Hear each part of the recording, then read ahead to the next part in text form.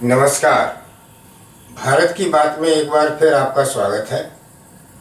आज का जो मसला है वो दिल्ली के एक आलीशान बंगले से रिलेटेड है, जिसके अंदर अत्याचार हो रहे हैं और हर तरफ खामोशी छाई हुई है। हाँ, मेरा कहना उसी मामले के बारे में है। स्वाति मालीवाल, जो कि एक राज्यसभा अध्यक्ष है और पूर्व में महिला आयोग की अध्यक्ष भी रह चुकी हैं। नेशनल वुमेन कमीशन, जो कि महिलाओं पर होने वाले अत्याचारों की देखरेख करता है, और स्वाति मालीवाल उस टाइम पर बहुत ही बढ़ चढ़कर उसमें बोला करती थी। किसी भी महिला के साथ होने वाले अत्याचार के ऊपर अक्सर वो खड़ी होती थी। सवाल सबसे बड़ा ये है कि स्वाति मालीवाल जी आज राज्यसभा की सदस्य हैं और केजरीवाल जी के बंगले में हुए उनके साथ अत्याचार, जिसके लिए उन्होंने पुलिस को फोन भी किया था, पीसीआर वैन को, के बारे में आज क्यों नहीं बोल रही।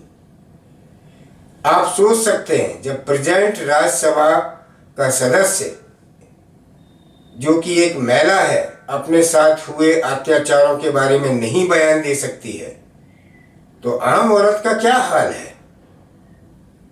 दिल्ली के अंदर एक आम औरत और आम लड़की का क्या हाल हो सकता है। फिलहाल मैं स्वाति मालीवाल, जो कि एक भारत की बेटी है, मैं हाथ जोड़कर रिक्वेस्ट करना चाहता हूं कि अपनी पोस्ट या किसी दबिश की वजह से आप अपनी शिकायत मत रोकिए। आप हमारी भारत की बेटियों, माताओं के लिए एक मिसाल बन सकती हो। सामने आओ और अगर अत्याचार हुआ है तो खुल के नाम लो। जिंदगी में अपनी इज्जत से ज्यादा ना तो कोई पोस्ट प्यारी होती है, ना ही कोई पार्टी प्यारी होती है। हिंदुस्तान की बेटी की इज्जत सबसे ज्यादा आगे होनी चाहिए और वो आपको करनी है, क्योंकि आपने अभी तक कोई भी एफआईआर लॉन्च नहीं करवाई है। पुलिस आपके साथ खड़ी है, दिल्ली की जनता आपके साथ खड़ी है, भारत की जनता आपके साथ खड़ी है। निकल के आइए और असलियत बताइए केजरीवाल जी के घर की, कि आपके साथ वहां क्या हुआ। चलो, आज वीडियो पूरा करते करते मैं धन्यवाद करना चाहूँगा भारत की बेटी स्वाति मालीवाल का, जो उन्होंने अपना एक दायित्व निभाया और पुलिस को बयान में सब कुछ सच सच बताया कि उनके साथ क्या क्या किया गया था। उन्होंने बताया कि केजरीवाल जी के पर्सनल सेक्रेटरी विभव कुमार ने उनको गाल पर थप्पड़ मारे, सीने और पेट में मुक्के मारे, यहाँ तक कि उनके प्राइवेट पार्ट पर भी प्रहार किया गया है। शर्मनाक है, शर्मनाक है केजरीवाल जी। ये सब आपके घर में रहते हुए हुआ और आप हमेशा की तरह फिर से अपने मुंह में दही जमा के बैठे हुए हैं। अरे हाँ, एक बात तो कहना भूल गया। केजरीवाल जी, मैं आपको एक और एडवाइस करता हूँ कि आप एम्स जाके एक बार चेकअप करा लीजिए। कहीं ऐसा तो नहीं हुआ कि रातों रात आपकी जुबान बीजेपी वाले चोरी करके ले गए हों, क्योंकि हर बार आपको तंग तो बीजेपी ही करती है। आप तो बेचारे हो, है ना। केजरीवाल जी, मैं आपसे कहना चाहूँगा कि ये बातें झूठ बोलना बंद कर दो। जैसे कि आपने हरियाणा में बोला कि अगर बीजेपी सरकार आ गई, एनडीए सरकार आ गई, तो आप 1 तारीख के बाद जेल चले जाएंगे। वो तो वैसे भी जाएंगे, क्योंकि ये पढ़े लिखे सब जानते हैं कि कोर्ट ने आपको सिर्फ 1 तारीख तक की बेल दी है, 2 तारीख को आपको वापस जाना है। लेकिन दूसरा स्टेटमेंट इतना हास्यास्पद, कमाल कर दिया आपने झूठ बोलने की, कि अगर इंडी अलायंस की सरकार बनी तो आप जेल वापस नहीं जाएंगे, या वहां जाएंगे तो वापस आ जाएंगे। क्या कहना चाहते हैं कि इंडी अलायंस के अंदर जितनी पार्टियां हैं वो करप्ट हैं? इंडी अलायंस के अंदर जितनी भी पार्टियां हैं वो सिर्फ अपराधियों को छोड़वाती हैं? अगर आपके प्रति अपराध सिद्ध होगा तो जेल तो आपको जाना पड़ेगा, क्योंकि इस कानून सबके लिए बराबर होना ही चाहिए। दूसरी बात, मैं तो एक साधारण आदमी हूं, दिल्ली की जनता का, जो अपनी सारी जिंदगी कमाया खाया पिया और बीमारियों से लड़के अभी ठीक ठाक खड़ा है। मैं आपसे सिर्फ एक बात, 2 क्वेश्चन पूछना चाहता हूं, उनके जवाब आप खुले आम मीडिया में अगर आपको आके दे दें तो मैं आपको ईमानदार और बहादुर मुख्यमंत्री मान सकता हूं।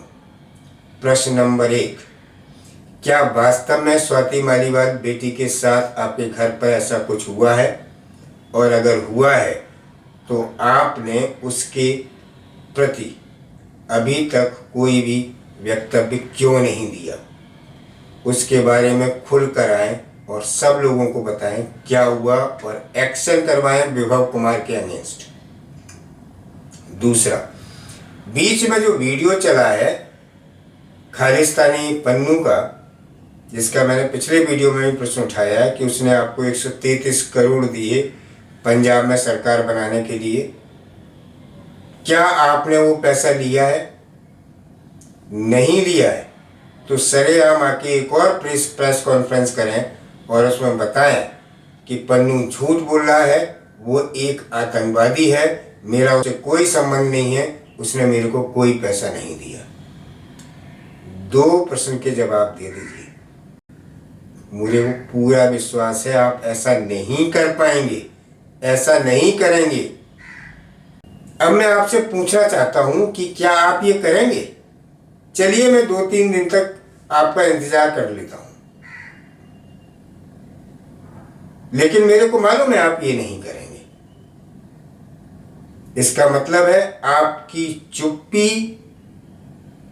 इस बात को प्रूव कर रही है कि ये दोनों बातें हुई हैं और आप उनके बारे में बोलने की हिम्मत नहीं जुटा पा रहे हैं। तो झूठ बोलना छोड़िए और दिल्ली को एक अच्छा प्रशासन दीजिए।